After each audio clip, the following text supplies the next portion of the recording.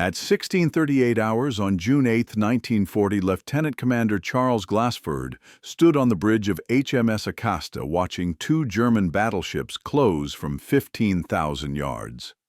The battleships were Scharnhorst and Gneisenau, each displacing 32,000 tons, mounting 9 11-inch guns capable of 31 knots. Between them, they carried 18 heavy guns that could destroy a destroyer with a single salvo. Acasta displaced 350 tons.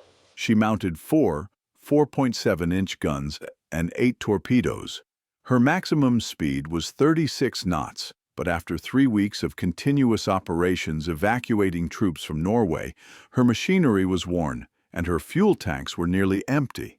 Against two battleships, she had no chance of survival. But 20 miles ahead, aircraft carrier HMS Glorious was steaming south toward Scapa Flow with 2 other destroyers as escorts. Glorious carried 50 aircraft and 200 men. If the German battleships caught her, she would be destroyed in minutes. Carriers had no armor to resist battleship shells. A single 11-inch hit could penetrate her flight deck and detonate in the hangar among fueled and armed aircraft. Glassford's mission was simple and suicidal. Keep the German battleships focused on Acasta. Give Glorious time to escape. Launch torpedoes if possible. Die buying minutes for the carrier to run. At 16:40 hours, Scharnhorst's forward turrets fired. 3 11-inch shells arced through the afternoon sky, taking 30 seconds to cover 15,000 yards. They landed 200 yards short of Acasta, throwing up columns of water that drenched her forward deck. The Germans had her range. The next salvo would be closer. Glassford ordered emergency turn to port and increased speed to 32 knots all his worn machinery could produce. Acasta heeled over sharply. Her 4.7-inch guns fired back at the battleships, a defiant gesture that would accomplish nothing at this range. The shells could not penetrate battleship armor, even at point-blank range, and at 15,000 yards, they could barely reach the targets. But Glassford was not trying to sink battleships with 4.7-inch guns. He was trying to get close enough to launch torpedoes. British destroyer torpedoes had a maximum range of 6,000 yards at high-speed settings. To reach the battleships, Acasta would have to close from 15,000 yards to 6,000 yards while under fire from 18 11-inch guns and 24 5.9-inch secondary guns. The odds of survival were 0. Glassford knew it. His crew knew it. But behind them, Glorious was making smoke and running south. Every minute Acasta stayed afloat was another minute Glorious had to escape. So Acasta charged toward the battleships, and the men aboard her prepared to die. This was the last act of a destroyer that had spent 6 years of war and peace doing what destroyers always did, screening larger ships, escorting convoys, conducting patrols, fighting enemies many times her size. HMS Acasta was not famous. She was not the newest or fastest or most powerful destroyer in the Royal Navy. But in the last 40 minutes of her life, she would demonstrate what small warships crewed by brave men could accomplish against impossible odds. The story of HMS Acasta began on August 21, 1929, when she was laid down at John Brown and Company shipyard in Clydebank, Scotland. She was the 7th ship of the A-class destroyers, a design intended to replace the World War I-era destroyers that formed the bulk of the Royal Navy's destroyer force. The A-class design specified 350 tons, standard displacement, 323 feet length overall, 33 feet beam, and maximum speed of 35 knots. Armament consisted of 4 4.7-inch Mark 9 guns in single mounts, 2 forward and 2 aft. Anti-aircraft armament included 2 2-pounder pom-poms. Torpedo armament was 8 21-inch torpedo tubes in 2 quadruple mounts amidships. Propulsion came from 3 Admiralty 3-drum boilers generating steam for Parsons, geared turbines producing 34,000 shaft horsepower, driving 2 propeller shafts. Fuel capacity was 390 tons of oil, giving a range of 4,800 nautical miles at 15 knots. Crew complement was 138 officers and men. HMS Acasta was launched on August 8, 1930 and commissioned on February 11, 1931, assigned to the 2nd Destroyer Flotilla of the Home Fleet. For the next 9 years, she operated with the Home Fleet conducting peacetime duties, fleet exercises, patrol operations, courtesy visits to foreign ports, and training exercises. In 1936, Acasta was assigned to the Mediterranean Fleet during the Abyssinian Crisis and Spanish Civil War. She conducted patrols protecting British shipping and monitoring naval movements. In 1937, she returned to the Home Fleet and continued routine operations until war was declared on September 3, 1939. When war began, Acasta was assigned to convoy escort duties protecting merchant ships crossing the Atlantic from German submarine attack. Convoy escort was tedious, exhausting work. Destroyers spent weeks at sea in all weather conditions, searching for submarines that might or might not be present, maintaining station around slow merchant ships, responding to every suspicious contact. In October 1939, Acasta was reassigned to the 2nd Destroyer Flotilla, operating from Scapa Flow in the Orkney Islands. The flotilla's mission was screening capital ships of the Home Fleet, protecting them from submarine attack while they conducted operations in the North Sea and Norwegian waters. On April 9, 1940, Germany invaded Norway. British and French forces attempted to intervene, landing troops at Narvik Namsos and Dalsnes to support Norwegian resistance. The campaign was poorly planned and inadequately supported. German air superiority made daylight operations nearly impossible. British forces lacked artillery armor and air cover. By late May, evacuation was ordered. Acasta participated in Operation Alphabet, the evacuation of Allied forces from northern Norway. Between May 28 and June 8, 1940, British and French warships evacuated 25,000 troops from Narvik and surrounding areas. The operation was conducted under constant threat of German air attack and submarine action. On June 7, 1940, Acasta was assigned to escort HMS Glorious, an aircraft carrier returning to Britain with RAF Hurricane fighters that had been operating from Norwegian airfields. The Hurricanes could not fly the 700 miles back to Britain and had to be transported by carrier.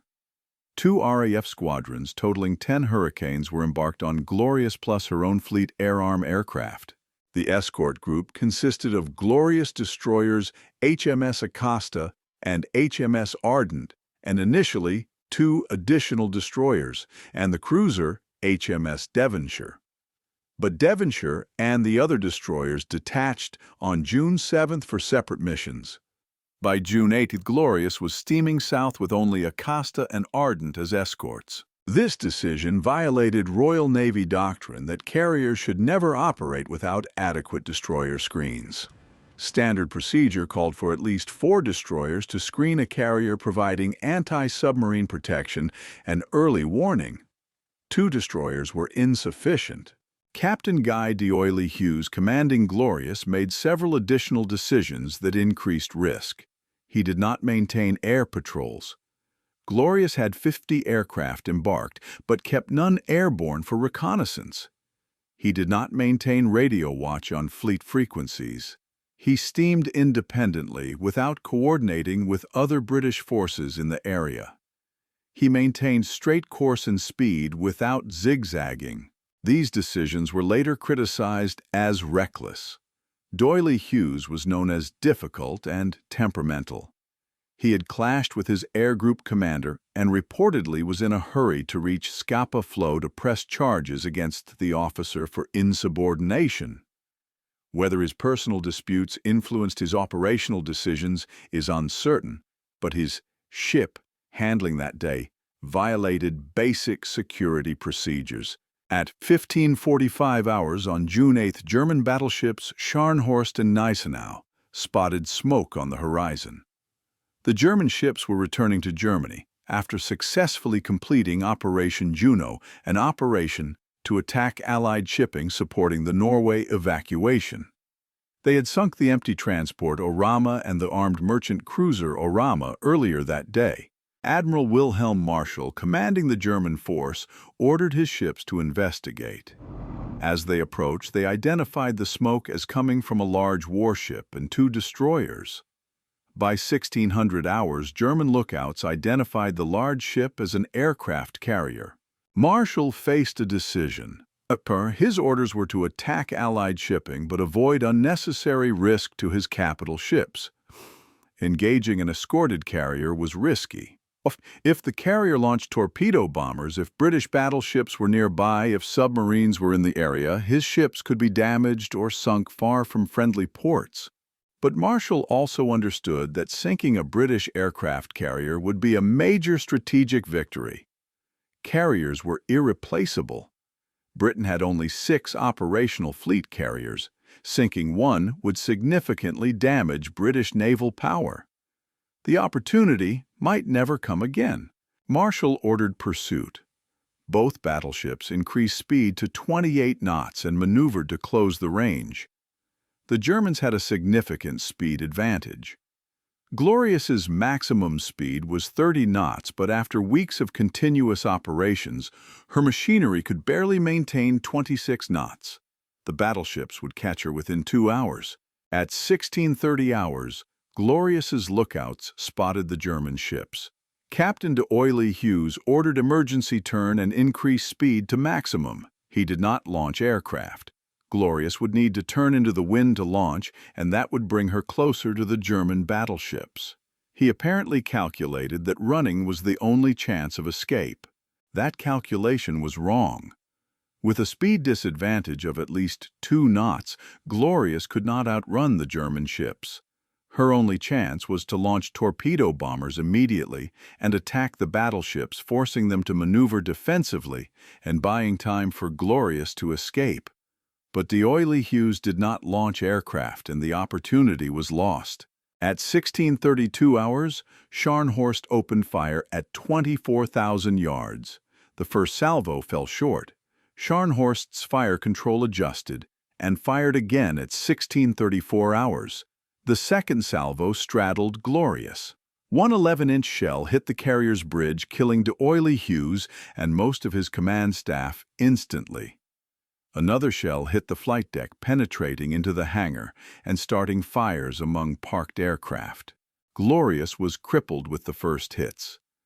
With her bridge destroyed and her captain dead, command and control collapsed. Damage control parties fought fires in the hangar, but fuel and ammunition were exploding. The flight deck was torn open. The ship took a list to starboard as water flooded damaged compartments. Destroyers Acasta and Ardent moved to defend the carrier. This was destroyer doctrine in every navy. When your main force unit is under attack, the destroyers screen with their lives. They attack the enemy. They lay smoke. They draw fire. They die so that the larger ship might survive. Ardent attacked, first charging toward the battleships at maximum speed while laying smoke. At 1625 hours, both German battleships shifted fire to Ardent. The destroyer disappeared in a forest of shell splashes as dozens of heavy and secondary guns targeted her. At 1638 hours, multiple hits smashed Ardent.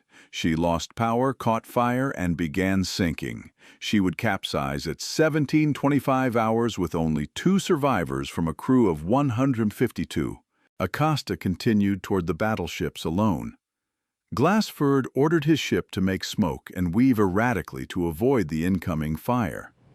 Scharnhorst and Gneisenau were now firing at both Acasta and Glorious simultaneously. The volume of fire was incredible. Dozens of shells fell around Acasta every minute. At 1640 hours, a shell hit Acasta's forward boiler room.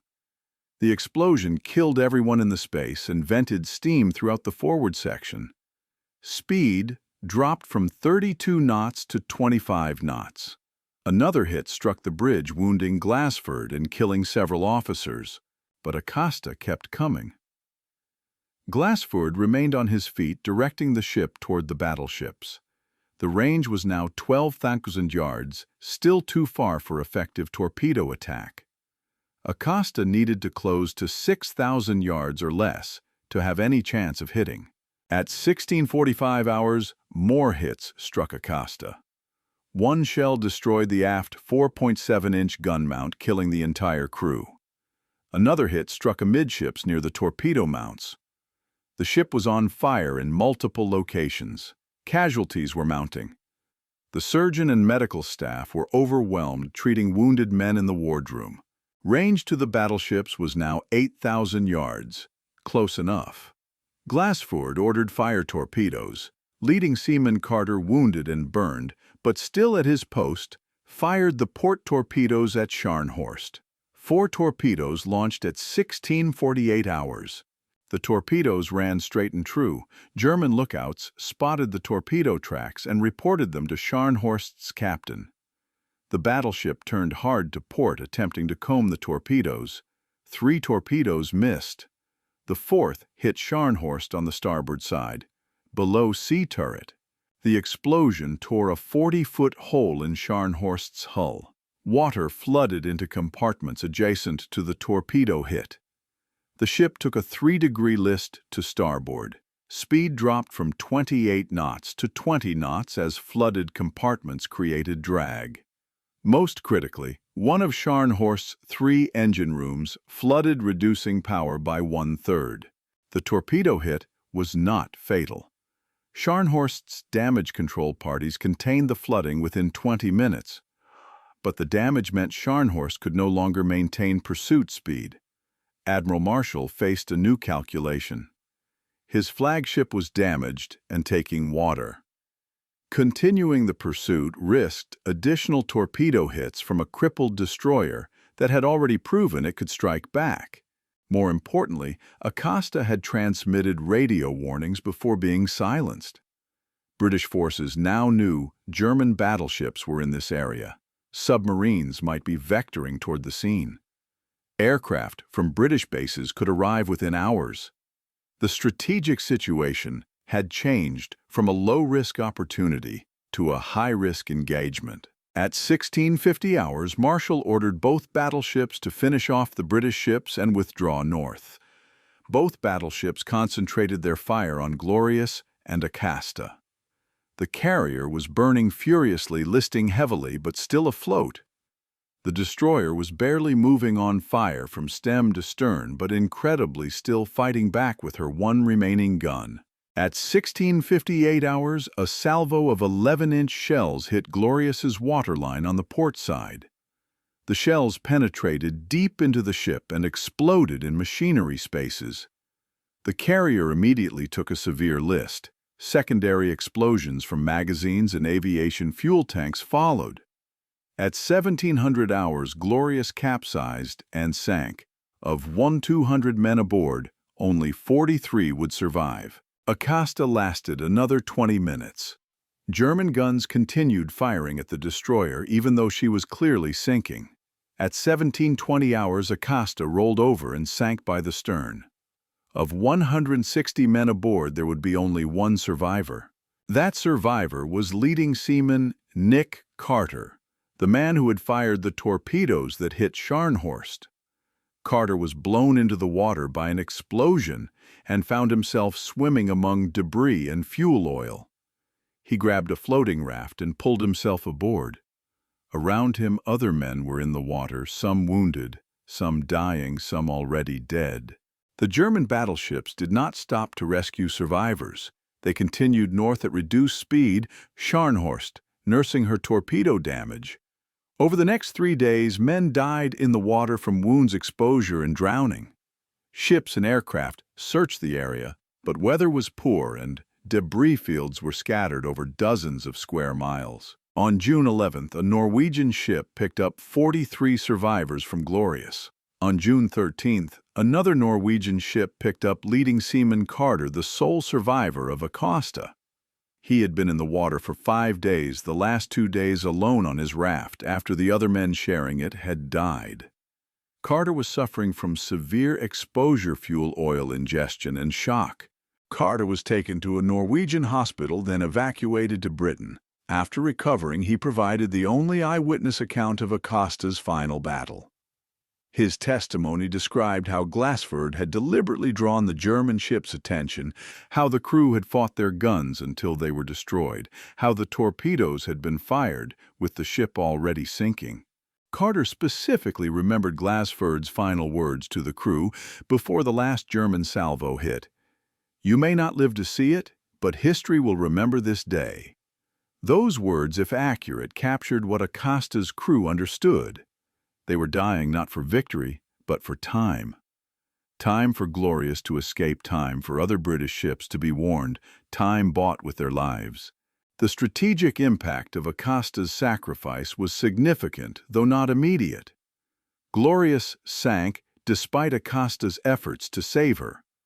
But Scharnhorst's torpedo damage forced the German battleships to break off operations and return to port for repairs. Scharnhorst would be in dock for 3 months. During those 3 months, she could not attack convoys, could not support the invasion of Britain, could not threaten British operations in the Atlantic. More importantly, Acasta's radio warning before she was silenced altered British naval dispositions. The home fleet, believing German battleships were at sea, moved forces to intercept. This movement disrupted German planning for subsequent operations and forced Germany to be more cautious about deploying capital ships where they might encounter British forces. The loss of Glorious was catastrophic. Britain could not afford to lose carriers. The destruction of 50 aircraft and 1,200 experienced naval personnel was equally damaging. But Acasta had demonstrated that small ships could damage capital ships if handled aggressively.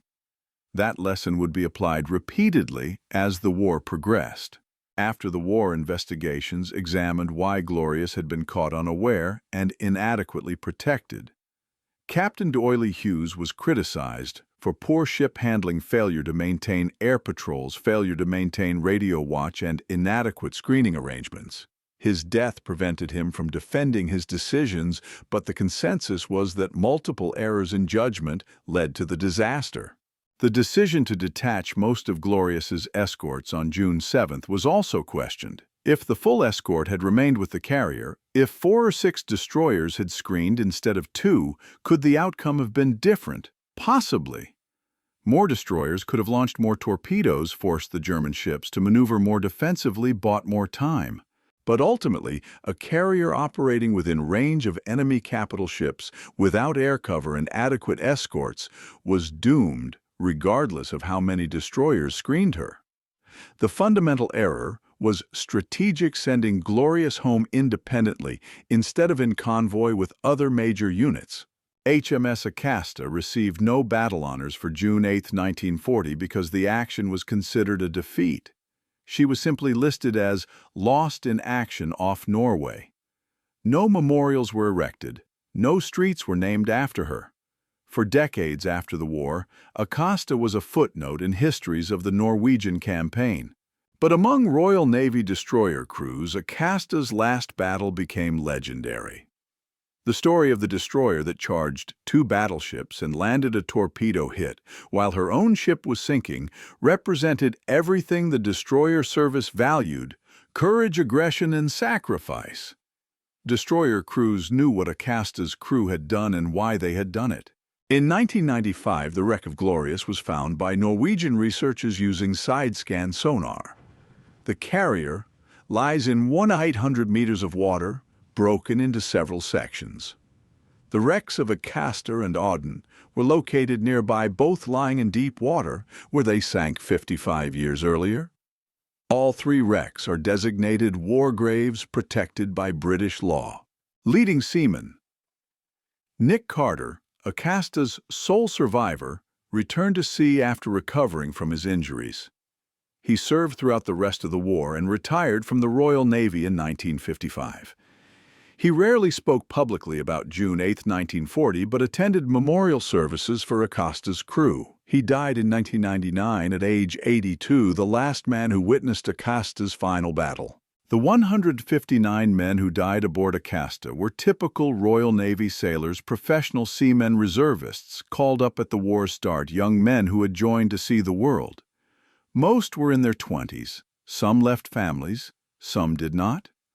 All died doing what their service required, protecting larger ships with their lives. Lieutenant Commander Charles Glassford was posthumously mentioned in dispatches for his handling of Acasta during the final action. Leading Seaman Carter was awarded the Distinguished Service Medal for his actions in firing the torpedoes and surviving 5 days in the water. The rest of the crew received no individual recognition, but their ship's name was added to the memorial at Plymouth that lists all Royal Navy ships lost in action. The tactical lesson of June 8, 1940 was clear: destroyers attacking capital ships face near certain destruction, but can achieve tactical success through aggressive action. Acasta proved that even a hopelessly outgunned ship can damage enemies many times her size if the crew fights skillfully and bravely. That lesson would be repeated throughout World War II. At the Battle off Samar in October 1944, American destroyers attacked Japanese battleships to protect escort carriers, launching torpedoes at point-blank range and sacrificing themselves to save the carriers. The tactics were identical to what Acasta had done 4 years earlier. The strategic lesson was more complex. Small ships cannot substitute for adequate forces. Acasta's sacrifice was necessary because Glorious was inadequately protected. If proper escort forces had been provided, if air patrols had been maintained, if radio watch had been kept, the battle might never have occurred or might have ended differently. But circumstances often force small ships to face impossible odds. When that happens, the question is not whether the small ship can win, it cannot, but whether it can delay the enemy long enough for something else to happen. Can it buy time for a carrier to escape, for reinforcements to arrive, for a convoy to scatter, for a submarine to get into position? Acasta bought time. Not enough time to save Glorious, but enough time to cripple Scharnhorst and force the German battleships to withdraw.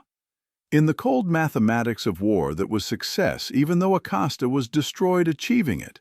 Modern destroyers are far more capable than Acasta was in 1940. They carry guided missiles that can strike targets beyond visual range, sophisticated radars that can track hundreds of contacts simultaneously, anti-submarine weapons that can kill submarines 20 miles away. But they remain fundamentally what destroyers have always been: small, fast warships that screen larger ships and accept combat against heavier enemies when necessary. The crew of HMS Acasta understood that role perfectly. When German battleships appeared on June 8, 1940, when it became clear that Glorious was going to be caught, when the choice was to run or fight, they chose to fight. They charged toward enemies they could not defeat. They fired torpedoes from a sinking ship. They died buying minutes for others to escape. That was their duty. That was what destroyers did. That was what made the sacrifice heroic rather than futile. They did not die for nothing. They died for time, and time in warfare is often the most precious resource. The story of HMS Acasta is not about victory. It is about sacrifice made willingly by men who understood the cost and accepted it anyway. It is about small ships taking on impossible odds, not because they expect to win, but because someone has to try. It is about the destroyer service's ethos that protecting the main force matters more than individual survival. That ethos defined destroyer operations throughout World War II in every navy.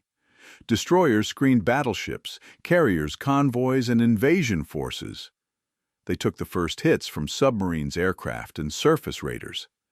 They fought battles where survival was unlikely and victory improbable. They did it because that was their role. HMS Acasta did her duty on June 8, 1940.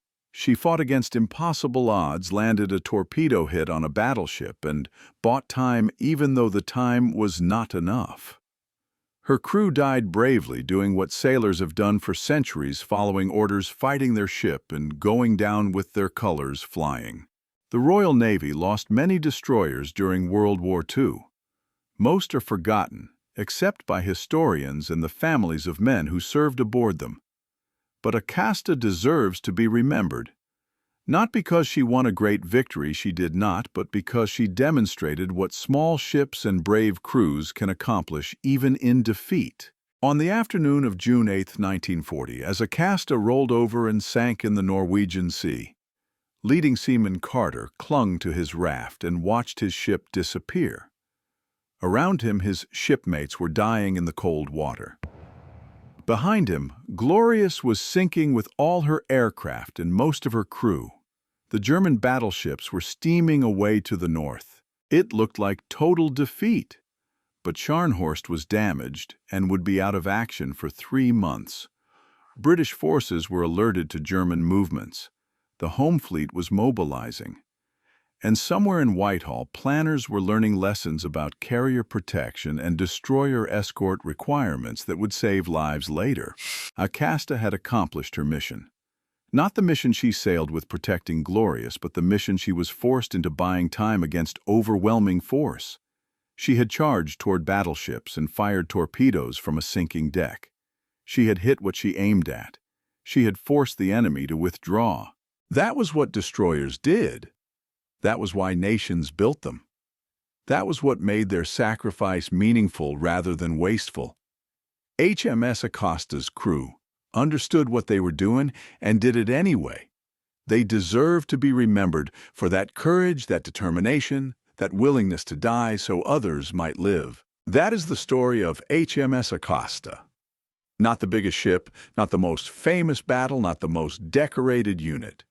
Just a destroyer doing her duty against impossible odds and proving that size matters less than courage when the moment demands sacrifice. That lesson remains relevant today, and the men who taught it deserve to be remembered.